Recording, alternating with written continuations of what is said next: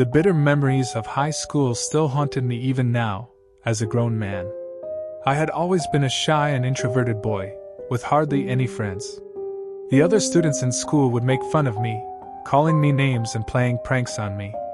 But the worst was when Kathy and her friends started bullying me.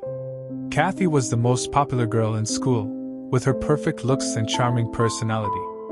She had a group of followers who hung on to her every word and followed her around like puppies. But to me, she was like the devil incarnate. She would often go out of her way to make fun of me and humiliate me in front of others. Despite all this, I couldn't help but develop a crush on her. I admired her from afar, secretly hoping that she would notice me someday. As Valentine's Day approached, I decided to take a leap of faith and confess my feelings to Kathy.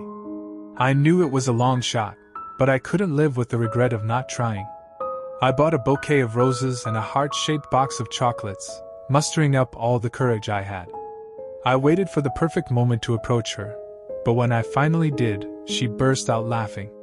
She mocked me and told me that I was a loser and she would never be interested in someone like me. Her friends joined in, making fun of me and calling me names. In that moment, something snapped in me. I was filled with rage and humiliation. I felt like a broken puzzle with a missing piece. The pain and anger inside me were so intense that I couldn't take it anymore. That night, I went home and took a bottle of pills, trying to hurt myself. But before I could do any serious harm, I passed out from the drugs. The next morning, I woke up in a hospital bed, with my parents by my side. That was the day everything changed for me. I vowed to never let anyone hurt me like that again. I would never be the innocent and naive boy I was before. I would become someone who people would fear and never dare to make fun of. From that day on, I started to change.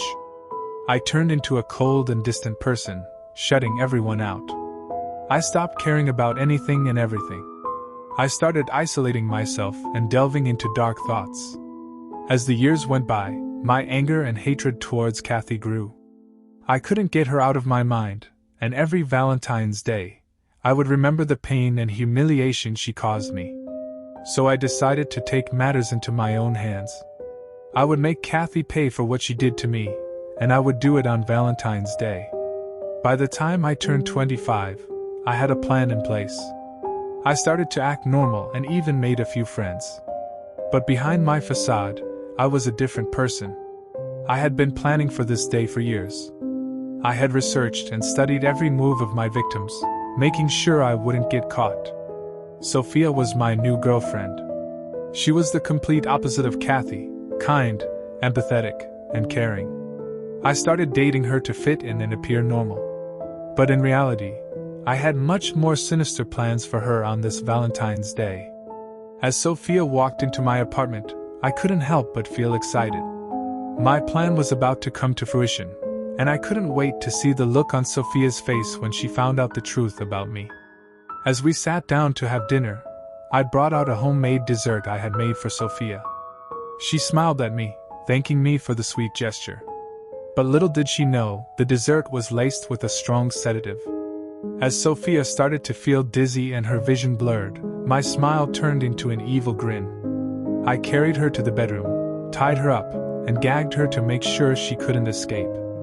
When Sophia regained consciousness, she was in a dark and unfamiliar room. She could hear faint screams coming from the next room. Panic-stricken, she tried to free herself from the ropes, but it was no use.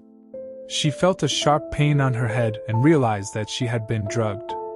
Tears streamed down her face, and she couldn't understand what was happening to her. I walked into the room, and Sophia's heart sank. I had a look of pure evil on my face, and she knew she was in grave danger. I started to explain everything to her, my voice filled with hatred and malice. I told her how I was never able to forget the pain she caused me, and how I had been planning for years to make her pay for what she did. I told her about all the women I had killed on Valentine's Day, and how I would finally complete my revenge by killing her. Sophia was horrified. She couldn't believe what she was hearing. She begged for mercy, pleaded with me to let her go, but I was already in too deep. I had become a monster, and there was no turning back now. I started to torture Sophia, both physically and emotionally, enjoying every moment of it, relishing in her fear and pain.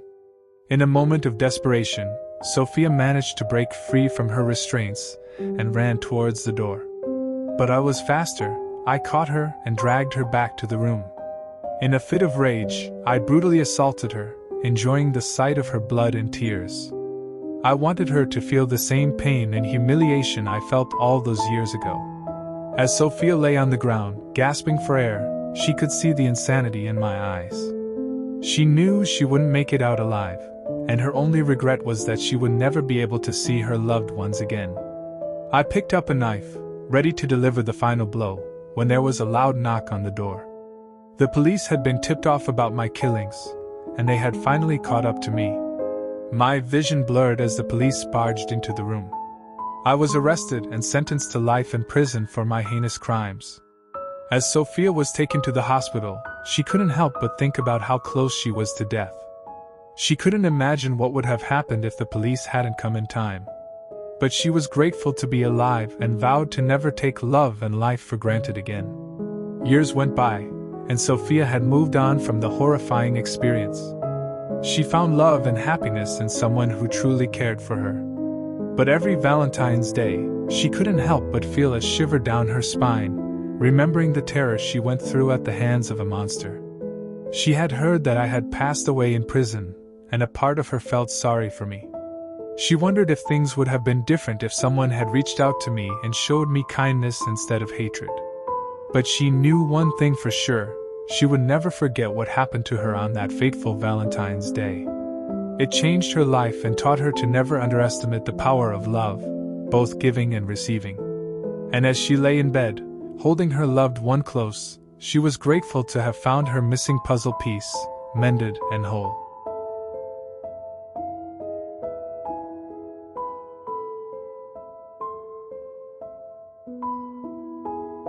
It was Valentine's Day, and I had planned to spend the entire day in my apartment with my girlfriend, Sarah. We had been together for a year now, and I wanted to make this day special for her. I had bought flowers, chocolates, and had even made reservations for a romantic dinner. I couldn't wait to see the smile on her face when she saw what I had planned. As I waited for her to arrive, I decided to get a few things ready. I lit some candles, put on some soft music, and started preparing our dinner. I was lost in my thoughts, imagining the perfect evening we were going to have. But little did I know, everything was about to change in the most gruesome and horrifying way. As the night approached, Sarah still hadn't arrived. I tried calling her, but her phone was switched off. I started to worry and decided to go to her house to check on her. But as I reached her house, my heart sank. The house was completely dark, with no signs of anyone being there. I frantically searched for a spare key and finally found one under a flower pot near the entrance. I cautiously entered the house, calling out for Sarah. There was no response. As I walked through the house, I could feel a strange presence. The air was heavy and cold, sending shivers down my spine. I found my way to Sarah's bedroom, and what I saw there was shocking. Sarah was lying on the bed, pale and lifeless. Her beautiful face was contorted in a gruesome expression, her eyes wide open as if in shock. I couldn't move, I couldn't believe what I was seeing. I rushed to her side, hoping it was all just a nightmare. But it wasn't. My girlfriend, the love of my life, was dead. Tears streamed down my face as I tried to process what had happened. I couldn't understand how she could just die like that. She was young, healthy and full of life. Suddenly, a thought crossed my mind. It was Valentine's Day, the same day I had killed her last year. It all came rushing back to me. Sarah and I had a fight on Valentine's Day last year. I was angry and drunk, and in a fit of rage I had pushed her off the balcony of our apartment. I had convinced myself that it was an accident, but now I realized the truth. I had killed the love of my life. I was consumed with guilt and regret. I sobbed uncontrollably, begging for her forgiveness. Suddenly, I heard a voice whisper my name. I turned around, expecting to see Sarah. But instead, I was greeted by an even more terrifying sight. Sarah's spirit was standing in front of me, her eyes filled with anger and hatred. She spoke to me in a voice that was no longer hers. She told me that she had come back for revenge, to make me suffer the way she had suffered. I was paralyzed with fear as Sarah's spirit started to transform. Her once beautiful face turned into a grotesque, disfigured mask of pure rage. Her body started to contort and twist, her bones snapping and bending in unnatural ways. And suddenly she was gone, leaving behind a trail of destruction and a hauntingly cold presence. I knew I had to leave the house before Sarah's spirit came back. But as I tried to make my way out, I realized I was trapped. The doors and windows were sealed shut, and I couldn't break them down. I was trapped in a house with a vengeful spirit, and I had no idea what she was capable of. As the night went on, I experienced things that I never thought were possible. Objects moved by themselves, doors creaked open and shut, and I could hear Sarah's voice whispering in my ear, taunting me. And then came the screams. Blood-curdling screams that seemed to come from all around me. I tried to cover my ears, but the screams only grew louder and more unbearable. I was losing my mind. I couldn't take it anymore. I begged for Sarah's forgiveness, promising that I would do anything to make things right. And then, suddenly, everything stopped. The screams, the whispers, the terrifying presence. I was left alone in the dark, surrounded by the remnants of my shattered relationship. Shaken and traumatized, I somehow managed to escape the house.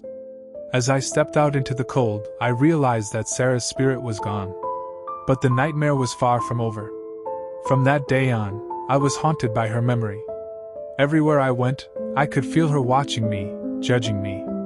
I couldn't sleep, I couldn't eat, and I couldn't move on. It has been a year since that dreadful night, and I am still consumed by guilt and regret. Every Valentine's Day, I am reminded of the love I lost and the life I took. I have lost all happiness and hope, living with the knowledge that I am forever tormented by the ghost of my girlfriend. This is my personal experience, a story of a love that turned into a nightmare, a Valentine's Day that ended in horror and gore. I hope that whoever reads this will learn from my mistakes. Never let anger and resentment consume you, for the consequences could be far more horrifying than you could ever imagine. It was Valentine's Day, the day of love and romance. But for me, it was the day of revenge and bloodshed. I was the owner of a popular restaurant in the city, known for its delicious food and romantic setting. While most couples were out celebrating their love, I was plotting my ultimate act of vengeance against my girlfriend, Lily. Lily and I had been together for 3 years, and everything was perfect until I started noticing her strange behavior. She would often receive late-night calls and would brush them off as work-related. But I knew deep down that something was off. I couldn't shake off the feeling that she was cheating on me. As the days went by, my paranoia only grew stronger. Lily had always been a beautiful and alluring woman, and I feared that someone else had caught her eye. I couldn't stand the thought of her being with another man, and the idea of losing her pushed me to the brink of madness. I had to find out the truth. And what better day than Valentine's Day, when lovers are supposed to be together, celebrating their love. I decided to surprise her at the restaurant, and maybe catch her red-handed. As I waited for her at the restaurant, my heart was pounding with anxiety and rage. I had decided that if my suspicions were true, I would make her pay for her betrayal. Finally, Lily walked in, looking stunning as ever. I greeted her with a smile, trying to hide the seething anger within me. As we sat down to dinner, Lily seemed distant and distracted, confirming my doubts. I tried to keep my cool and engage in small talk, but my mind was racing with thoughts of her infidelity. When she excused herself to use the restroom, I saw it as the perfect opportunity to snoop through her phone. My suspicions were confirmed when I found incriminating messages and photos of her with another man. The rage within me bubbled over, and I was consumed by a desire for revenge. I could not let her get away with betraying me on Valentine's Day of all days. Lily returned from the restroom, and my smile turned into a smirk.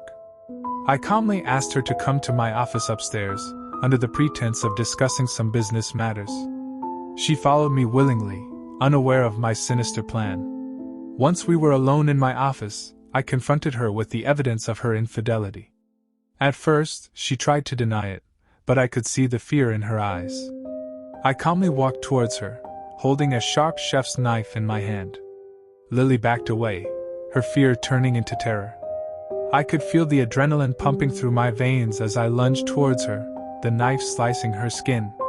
She let out a blood-curdling scream, but I didn't stop. I was blinded by rage and driven by the need for revenge. She stumbled and fell to the ground, her blood staining the carpet. But I didn't feel any remorse, only a sense of satisfaction. As she lay there, gasping for air, I continued to stab her repeatedly, each time relishing the sight of her blood gushing out. Once I was satisfied that she was dead, I dragged her lifeless body to the large refrigerator in the kitchen.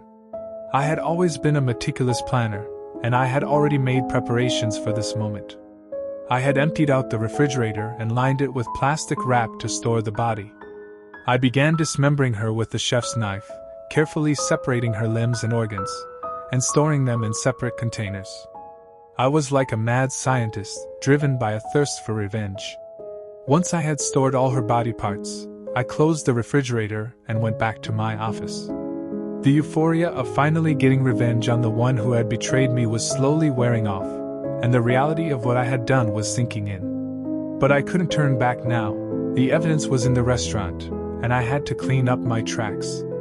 I spent the rest of the night cleaning up the blood and disposing of any evidence that could lead back to me. As the sun rose, I sat in my office, looking at the carnage around me. I knew I had to get rid of the refrigerator eventually, but for now, it was a sweet reminder of my victory. The next few days were filled with a sense of unease, with the fear of getting caught always lurking in the back of my mind. But as the days turned into weeks, and no one suspected a thing, I began to relax. I even started to enjoy my new life without Lily, free from her lies and betrayal. But as the saying goes, love can drive a man to do the unthinkable, and I was no exception. On another Valentine's Day, 2 years after Lily's death, I found myself staring at the large refrigerator once again. This time, it was not out of satisfaction but out of longing. I missed her, and the guilt of what I had done was eating away at me. In a fit of madness, I opened the refrigerator and took out her preserved body parts. I laid them out on the kitchen table and looked at them, my mind flooded with memories of our time together. But then I saw her ring on the finger I had preserved. The ring that I had given her on our first Valentine's Day together. And in that moment, I was consumed by a sense of regret and remorse. I knew I had to make things right, and so I prepared a special Valentine's Day dinner for Lily. As I sat across from her preserved head, I told her how much I loved and missed her. I even made my famous dish, using her organs as the main ingredient. In that twisted moment, I felt like we were together again, sharing a romantic meal on Valentine's Day.